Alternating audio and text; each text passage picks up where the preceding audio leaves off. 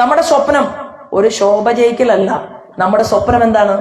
കേരളത്തിൽ ഭാരതീയ ജനതാ പാർട്ടി നേതൃത്വം നൽകുന്ന മുഖ്യമന്ത്രി സ്ഥാനാർത്ഥി ഉണ്ടാക്കുക, ഡബിൾ എഞ്ചിൻ സർക്കാർ. അതിൽ ഊന്നി നിന്നുകൊണ്ടാണ് കേരള രാഷ്ട്രീയം മുന്നോട്ട് പോകുന്നത്. പട്ടപടപടാന്ന് മാർസിസ്റ്റ് പാർട്ടിന്ന് കോൺഗ്രസിനൊക്കെ ആളുകൾ വരിക, BJPയുടെ മെമ്പർഷിപ്പ് എടുക്കുക, നമ്മുടെ സ്റ്റേറ്റ് പ്രസിഡന്റിനോട് പറയണം ഞങ്ങൾ മത്സരിക്കാം. അങ്ങനെ പാർട്ടി വളർന്നുകൊണ്ടിരിക്കുകയാണ്. അപ്പൊ നമ്മൾ എന്താണ് തീരുമാനമെടുക്കേണ്ടത്? ഞാൻ എത്രയോ സ്ഥലത്ത് മത്സരിച്ചിട്ടുണ്ട്, എത്രയോ സ്ഥലങ്ങളിൽ നമ്മൾ മത്സരരംഗത്ത് പോയിട്ടുണ്ട്. പക്ഷേ ഇത്തവണ ജനങ്ങൾ പറയുന്നത് പോലെ ഒരു സമയത്തും ഒരു സ്ഥലത്തും നമുക്ക് വലിയ മൂവ്മെന്റ് വന്നിട്ടില്ല. അതുകൊണ്ടാണ് കോൺഗ്രസിന്റെ പ്രതിപക്ഷ നേതാവ് ശ്രീമാൻ VD സതീശൻ പറഞ്ഞത് പാലക്കാട് BJP വലിയ രീതിയിൽ മുന്നോട്ട് പോവുകയാണ് എന്ന് രണ്ട് മുന്നണികൾക്കും ബോധ്യമായിട്ടുണ്ട്. അപ്പോൾ അദ്ദേഹം ഒരു കഥയുണ്ടാക്കിയാണ്. എന്താ കഥ? 100-300 ബലിദാനികൾ ഉണ്ടായിട്ടുള്ള ബലിദാനികളെ നമ്മുടെ പ്രസ്ഥാനത്തിൽ സൃഷ്ടിച്ചിട്ടുള്ള LDFും BJPയും തമ്മിൽ ധാരണയാണ് എന്നാ പറയുന്നത്. അപ്പൊ ഞാൻ ഇന്ന് പത്രമാധ്യമങ്ങളുടെ മുന്നിൽ ചോദിച്ചു, ധർമ്മടത്ത് പിണറായി വിജയനെതിരെ പ്രസംഗിക്കാൻ, ധർമ്മടത്ത് മുഖ്യമന്ത്രി ചെയ്ത 10 വർഷത്തെ അന്യായങ്ങൾ പറയാൻ ശ്രീമാൻ VD സതീശന്റെ പാർട്ടിയിൽ ഏതെങ്കിലും ഒരു വലിയ നേതാവിനെ നിർത്താൻ സാധിക്കാതെ നിങ്ങൾ പരസ്പരം ഡീല് വെച്ചുകൊണ്ട് BJPക്കെതിരെ കുതിര കയറാൻ വരണ്ട. VD സതീശനെ ആ മണ്ഡലത്തിൽ തോൽപ്പിക്കാൻ VD സതീശന്റെ പാർട്ടിയിൽ നിന്ന് പാർട്ടി വിട്ട് BJPയുടെ കൊടി പിടിച്ച വത്സലയെ നമ്മൾ അവിടെ സ്ഥാനാർത്ഥിയാക്കിയിരിക്കുകയാണ്, സൂക്ഷിച്ചോ എന്നാണ് ശ്രീമാൻ സതീശനോട് നമ്മൾ പറഞ്ഞിട്ടുള്ളത്. കളി വേണ്ട, ഞങ്ങൾ വികസനമാണ് ചർച്ച ചെയ്യുന്നത്, ഞങ്ങൾ ഈ നാടിനെ കുറിച്ചാണ് സംസാരിക്കുന്നത്. പാലക്കാട് ശോഭാ സുരേന്ദ്രൻ രാഷ്ട്രീയം പറയുമ്പോൾ LDFന്റെയും UDFന്റെയും സ്ഥാനാർത്ഥികൾ പറയേണ്ടത് രാഷ്ട്രീയമാണ്, അല്ലെ? രാഷ്ട്രീയം ചർച്ച ചെയ്തുകൊണ്ട് ഈ രാഷ്ട്രീയത്തിന്റെ ഈ അവസരത്തിൽ ആ ചർച്ചകൾ ജനങ്ങൾക്കിടയിലേക്ക് വെച്ചുകൊണ്ട് വോട്ട് ചോദിക്കാൻ നിങ്ങൾക്ക് സാധിക്കുമെങ്കിൽ നിങ്ങൾ വോട്ട് ചോദിച്ചോളൂ, അത് നിങ്ങൾക്ക് ചെയ്യാം. പക്ഷെ ഇല്ലാത്ത കഥകൾ പ്രചരിപ്പിക്കാൻ പരിശ്രമിച്ചാൽ അതിന്റെ മുന്നിൽ ഒന്നും മുട്ടുമടക്കുന്ന, അതൊക്കെ കേട്ട് കരഞ്ഞിരിക്കുന്ന ഒരാളല്ല പാലക്കാട് മത്സരിക്കാൻ വന്നിട്ടുള്ളത്. ഞങ്ങൾ തീരുമാനിച്ചതേ പറയൂ, പറഞ്ഞാൽ നടപ്പിലാക്കും. ഏത് പ്രതിസന്ധിയെയും ഏത് പർവ്വതത്തെയും ഞങ്ങൾ മറികടക്കണമെന്ന് തീരുമാനിച്ചാൽ ഞങ്ങൾ മറികടന്നിട്ടുണ്ട് ഈ പ്രസ്ഥാനം എന്നുകൂടി പറഞ്ഞുകൊണ്ട് തന്നെയാണ് നമ്മൾ ഇവിടെ എല്ലാവരും ഒരുമിച്ച് കൂടിയിട്ടുള്ളത്. ദീർഘമായിട്ടുള്ള ഒരു പ്രസംഗത്തിന്റെ ആവശ്യമില്ല. ഒരു കടയിൽ കയറി, ആ കടയിലെ അമ്മയും അച്ഛനും അവരോട് പറഞ്ഞ് പഠിപ്പിച്ചിരിക്കുകയാണ്, എന്താണ്, ഹോട്ടല് നടത്താനായിട്ട് ഗ്യാസിന് വില കൂടി, അതിന്റെ കാരണം മോദിജിയാണ് എന്ന്. അപ്പൊ അമ്മ ചോദിക്കുകയാണ്, അമ്മയ്ക്ക് ഇതൊന്നും അറിയില്ല, അമ്മ പത്രം വായിക്കണമൊന്നുമില്ല, യുദ്ധം നടക്കുന്നത് അമ്മയ്ക്ക് അറിയില്ല, പ്രശ്നങ്ങൾ അവർക്ക് അറിയില്ല. അപ്പോ ആ ഒരു സാഹചര്യം വരെ പാവപ്പെട്ടവരെ പറഞ്ഞ് പഠിപ്പിക്കുകയാണ്. സത്യത്തിൽ ഏറ്റവും കൂടുതൽ ആളുകളിലേക്ക് വികസനം കൊണ്ടുവരാൻ ആഗ്രഹിക്കുകയും അത് പ്രാവർത്തികമാക്കുകയും ഒരു ദിവസം പോലും ലീവ് എടുക്കാതെ ഈ രാജ്യത്തെ ജനങ്ങൾക്ക് വേണ്ടി പ്രവർത്തിക്കുകയും ചെയ്തുകൊണ്ടിരിക്കുന്ന ശ്രീമാൻ നരേന്ദ്രമോദിക്ക് പകരം വയ്ക്കാൻ ഒരാളും ഇന്ന് ഇന്ത്യ മഹാരാജ്യത്തില്ല എന്നുള്ളതാണ് വാസ്തവം. ആ മോദിജിയെ ലോകരാജ്യങ്ങൾ മുഴുവൻ കാണുമ്പോൾ 17ഓളം വരുന്ന ഇസ്ലാമിക രാജ്യങ്ങളുടെ ബഹുമതി വരെ അദ്ദേഹത്തിന് കിട്ടിയിരിക്കുകയാണ്. എല്ലാവർക്കും നരേന്ദ്രമോദി ഗവൺമെന്റിനെ കുറിച്ച് നല്ലത് മാത്രമേ പറയാനുള്ളൂ. പക്ഷേ നമ്മുടെ കേരളത്തിൽ, ഈ കേരളം കഴിഞ്ഞ 10-70 വർഷമായിട്ട് നാട്ടുകാരെ പറ്റിക്കുകയാണ്. LDFും UDFും മാറി മാറി കേരളം ഭരിച്ചു. അവർക്ക് മുഖ്യമന്ത്രിമാരുണ്ടായി, 2 പാർട്ടിക്കും ഇവിടെ നിന്ന് MP മാരുണ്ടായി. 70 കൊല്ലത്തോളം 47 വർഷം കോൺഗ്രസിന് MLA ഉണ്ടായ സ്ഥലമാണ് ഈ പാലക്കാട്. 20 വർഷത്തിലേറെ മാർക്സിസ്റ്റ് പാർട്ടിക്ക് MLA ഉണ്ടായി. എന്നിട്ട് എന്തേ ഈ പാലക്കാട് ഇങ്ങനെ തന്നെ ഇരിക്കുന്നു? എന്തുകൊണ്ടാ പാലക്കാട് വികസനമില്ലാത്തത്? എന്താ നല്ല റോഡില്ലാത്തത്? ഇന്ന് ഞാനൊരു സ്ഥലത്ത് പോയി, അവിടെ ഒരു കുട്ടി എന്നെ കാണാൻ വന്നു.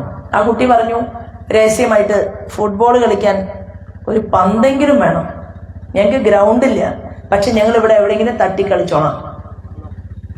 ആ കുട്ടിയുടെ മനസ്സുള്ള എത്രയോ കുട്ടികൾ ഈ പാലക്കാടുണ്ട്. ഞാൻ പറയുന്നു, ശോഭ ചേച്ചി ജയിച്ചാൽ ഒരു ബോളല്ല, നമ്മളൊരു കളിക്കളം ഒരുക്കും പാലക്കാട് നിയോജകമണ്ഡലത്തിൽ. മുനിസിപ്പാലിറ്റിയില് ബജറ്റ് അവതരിപ്പിച്ചു. മുനിസിപ്പാലിറ്റിയുടെ കീഴിൽ 10 ഏക്കർ സ്ഥലമുണ്ട്. ആ 10 ഏക്കർ സ്ഥലത്ത് ഒരു വലിയ സ്റ്റേഡിയം പണിയണം എന്നാണ് മുനിസിപ്പൽ ചെയർപേഴ്സൺ മുൻ ചെയർപേഴ്സണോടും ഇവിടെ മത്സരിക്കുന്ന സ്ഥാനാർത്ഥി എന്നുള്ള രീതിയിൽ എന്നോടും പറഞ്ഞിട്ടുള്ളത്. ഞാൻ പറഞ്ഞു, ഏറ്റവും കൂടുതൽ വികസനം വേഗതയിൽ നടക്കുന്ന ഒരു സംസ്ഥാനത്തിന്റെ മുഖ്യമന്ത്രി വരും, നമുക്ക് അദ്ദേഹത്തോട് പറയാം.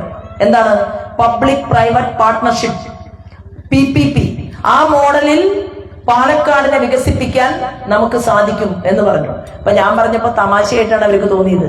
പക്ഷേ ഭാരതീയ ജനതാ പാർട്ടിയുടെ നിങ്ങളുടെ സ്ഥാനാർത്ഥിയായിട്ടുള്ള ശോഭയെ നോമിനേഷൻ കൊടുക്കാൻ വേണ്ടി കൊണ്ടുപോയത് ഗുജറാത്ത് സംസ്ഥാനത്തിന്റെ മുഖ്യമന്ത്രിയാണ്. അപ്പോ ആളുകൾ വരും, നമ്മുടെ വേദനകൾ കേൾക്കും, വികസനം വരും, അതിനാവശ്യമായിട്ടുള്ള സംവിധാനങ്ങൾ നമ്മൾ ഉണ്ടാക്കാൻ നമുക്ക് സാധിക്കും എന്ന് പ്രഖ്യാപിച്ചുകൊണ്ട് തന്നെയാണ് ഈ തെരഞ്ഞെടുപ്പിന്റെ മുന്നിൽ ഞാൻ നിൽക്കുന്നത്. എങ്ങനെയാണ് ഒരു നാട് വികസിക്കുക, നന്നാവുക? ആ നാട്ടിൽ വ്യവസായങ്ങൾ വരണം, ആ നാട്ടിൽ കർഷകർ ആത്മാഭിമാനത്തോടു കൂടി അവർക്ക് തലയുയർത്തി പിടിച്ച് നിൽക്കാൻ സാധിക്കണം.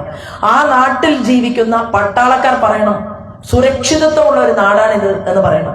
ആ നാട്ടിലെ കുട്ടികൾക്ക് ഏത് സമയത്തും പകലും രാത്രിയും പുറത്തിറങ്ങി നടക്കാൻ സാധിക്കണം. തൊട്ടു മുൻപ് ഞങ്ങൾ പോയ സ്ഥലത്ത് റോഡിലൂടെ നടക്കാൻ പറ്റുന്നില്ല, അവിടെ നല്ല വഴികളില്ല. അവിടുത്തെ ആളുകൾക്ക് വേനൽക്കാലമായി കഴിഞ്ഞാൽ ഒരു കുളത്തിൽ പോയി കുളിക്കാൻ ആ കുളത്തിന് പടിക്കെട്ടുകളില്ല. ഒരു വികസനവുമില്ലാതെ എങ്ങനെ ഈ പിരായിരി പഞ്ചായത്തിനെയും മാത്തൂരിനെയും കണ്ണാടിയെയും ഇവർ മുരടിപ്പിച്ചു? മുനിസിപ്പാലിറ്റി ഇന്ന് നിലനിൽക്കുന്നതും മുനിസിപ്പാലിറ്റിയിൽ എന്തെങ്കിലും ഒരു വികസനം കാണുന്നതും പാലക്കാട് മുനിസിപ്പാലിറ്റി ഭാരതീയ ജനതാ പാർട്ടിയുടെ നേതൃത്വത്തിൽ ഒരു ഭരണം നടപ്പിലാക്കിയതുകൊണ്ടാണ്. 25 വർഷക്കാലം ഭരണകൂടത്തിനെ നയിച്ച ഒരു മുനിസിപ്പൽ കൗൺസിലറായി കാര്യങ്ങൾ ചർച്ച ചെയ്യാൻ ആ മുനിസിപ്പാലിറ്റിയിൽ ഇരുന്ന ഒരു സഹോദരിയാണ് നമ്മുടെ ശ്രീമതി പ്രമിള ശശിധരൻ. നിങ്ങൾക്ക് എല്ലാവർക്കും അറിയാം. 7 വർഷം ആ മുനിസിപ്പാലിറ്റിയുടെ ചെയർപേഴ്സൺ ആയിരുന്നു. എത്രയോ പദ്ധതികൾ അവർക്ക് നടപ്പിലാക്കാൻ സാധിക്കുമായിരുന്നു ഒരു MLA ഉണ്ടായിരുന്നുവെങ്കിൽ. നമുക്ക് പ്രവർത്തിക്കണം, അല്ലെ? പ്രസ്ഥാനത്തിന് വിജയിക്കണം. പ്രസ്ഥാനത്തിന്റെ വിജയത്തിന് വേണ്ടിയിട്ട് ഒരു ഉപകരണമായിട്ട് മാറാനാണ് ഞാൻ നിങ്ങളുടെ മുന്നിൽ നിൽക്കുന്നത്. 2004 എന്നോട് പറഞ്ഞത് വടക്കാഞ്ചേരിയിൽ മത്സരിക്കാനാണ്. അന്ന് അവിടെ 5000 വോട്ട് പോലും ഇല്ല. അന്ന് വടക്കാഞ്ചേരിയിലെ മുൻ മുഖ്യമന്ത്രിയുടെ മകൻ ശ്രീമാൻ മുരളീധരനെതിരെ മത്സരിച്ചു. വോട്ട് നമുക്ക് ഡബിളായി നമ്മുടെ പ്രസ്ഥാനത്തിന്. ആദ്യത്തെ കന്നി തെരഞ്ഞെടുപ്പായിരുന്നു. ഇതെന്റെ 10ാമത്തെ തെരഞ്ഞെടുപ്പാണ്. ഒരാൾ കൈപിടിച്ചാൽ, ഒരാൾ ചിരിച്ചാൽ, ഒരാൾ അടുത്തു വന്നാൽ ഇത് കോൺഗ്രസ് ആണോ, മാർക്സിസ്റ്റ് ആണോ, BJP ആണോ, സംഘപരിവാറാണോ എന്ന് മനസ്സിലാക്കാൻ ഒരു പാഴൂർ പടിപ്പുറയിൽ പോയി ജാതകം നോക്കേണ്ട ആവശ്യമൊന്നും എന്നെ സംബന്ധിച്ചില്ല. എനിക്കറിയാം. അപ്പൊ എത്രയോ കോൺഗ്രസുകാർ, എത്രയോ മാർക്സിസ്റ്റുകാർ തീരുമാനമെടുത്തിട്ടുണ്ട്, തൽക്കാലം നല്ല ശബ്ദമുള്ള ശോഭ പോയാൽ മതി പാലക്കാടിന് വേണ്ടി എന്ന് അവര് പോലും തീരുമാനിച്ചിട്ടുള്ള ഒരു തെരഞ്ഞെടുപ്പ് പോരാട്ടത്തിലാണ് നമ്മൾ നിൽക്കുന്നത് എന്ന് കരുതി അവരെയൊക്കെ വീട്ടിലേക്ക് നമ്മൾ പോണ്ടേ? ഇപ്പൊ അരുണൊക്കെ ഇവിടെ ഇരിക്കുന്നുണ്ട്. അരുൺ മെമ്പറാണ്. അരുൺ പഞ്ചായത്തിലെ നല്ല ഒരു പ്രവർത്തകനാണ്. എല്ലാ വീടുകളിലും പോകാൻ വേണ്ടി നമ്മൾ അതിനനുസരിച്ച് ആളുകളുടെ ഒരു ടീം ഉണ്ടാക്കണം. ആ ടീമിനെ കൊണ്ട് വീടുകൾ കയറിപ്പിക്കണം. അങ്ങനെ എല്ലാ സ്ഥലത്തും നമ്മളുടെ പ്രവർത്തനത്തിന് നേതൃത്വം കൊടുക്കാൻ നമ്മുടെ ചെറുപ്പക്കാർക്ക് സാധിക്കണം. ചില ആളുകളൊക്കെ എന്നോട് പറഞ്ഞു, ഞങ്ങൾക്ക് ഏതൊക്കെ സ്ഥലത്ത് ഞങ്ങൾ പ്രവർത്തിക്കണം? ഞാൻ പറഞ്ഞു, 100 കുട്ടികൾ, 100 ആൺകുട്ടികൾ ഒരു വാർഡിൽ ഞാൻ കാണുകയാണ്. ഒരു MLA ഉണ്ടാക്കാൻ ഈ ആള് മതി, ഇവിടെ നിൽക്കുന്ന ആൾക്കാർ മതി. പക്ഷേ വീടുകളിൽ പോണം, അവിടെ ആളുകളോട് നമ്മൾ നമ്മുടെ നയം പറയണം. കഴിഞ്ഞ മീറ്റിംഗിൽ ഒരാൾ ചോദിച്ചു, അദ്ദേഹം പ്രസംഗത്തിൽ പറയാണ്, എന്തുകൊണ്ട് ഇവിടെ വൈദ്യുതി ഇല്ല? ഞങ്ങളുടെ അഗ്രഹാരങ്ങളിൽ, ഞങ്ങൾ താമസിക്കുന്ന ഗ്രാമങ്ങളിൽ ഞങ്ങൾക്ക് എന്തുകൊണ്ട് ഒരു സൗരോർജ പദ്ധതി കിട്ടുന്നില്ല എന്നാണ് ചോദിച്ചത്. ഞാൻ തരാം.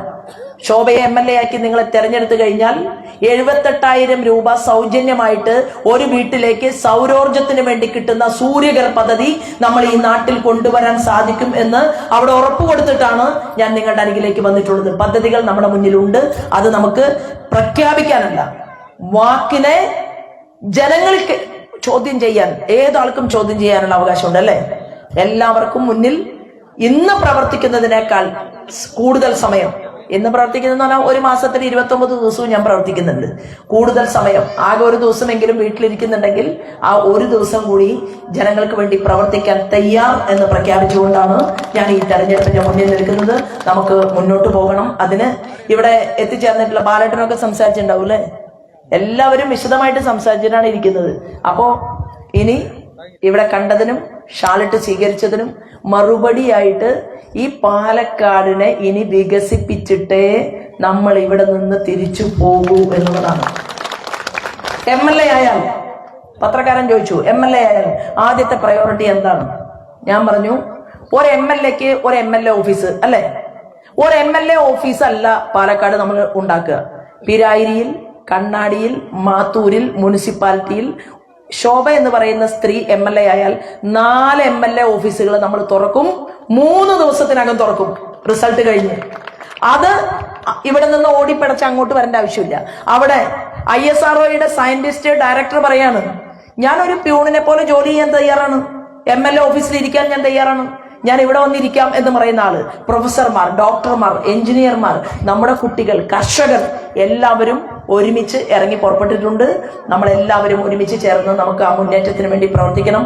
നമ്മുടെ സ്വപ്നം ഒരു ശോഭ ജയിക്കലല്ല. നമ്മുടെ സ്വപ്നം എന്താണ്?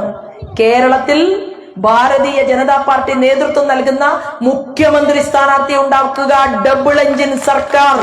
അതിൽ ഊന്നി നിന്നുകൊണ്ടാണ് കേരള രാഷ്ട്രീയം മുന്നോട്ട് പോകുന്നത്. പട്ടാന്ന് മാർസിച്ച് പാർട്ടിന്ന് കോൺഗ്രസിനൊക്കെ ആളുകൾ വരിക, BJPയുടെ മെമ്പർഷിപ്പ് എടുക്കുക, നമ്മുടെ സ്റ്റേറ്റ് പ്രസിഡന്റിനോട് പറയണം ഞങ്ങൾ മത്സരിക്കാം. അങ്ങനെ പാർട്ടി വളർന്നുകൊണ്ടിരിക്കുകയാണ്. ഈ പ്രസ്ഥാനത്തിന് മുന്നോട്ട് പോകാൻ സാധിക്കും. നിങ്ങൾ എല്ലാവരുടെയും അനുഗ്രഹം വേണം.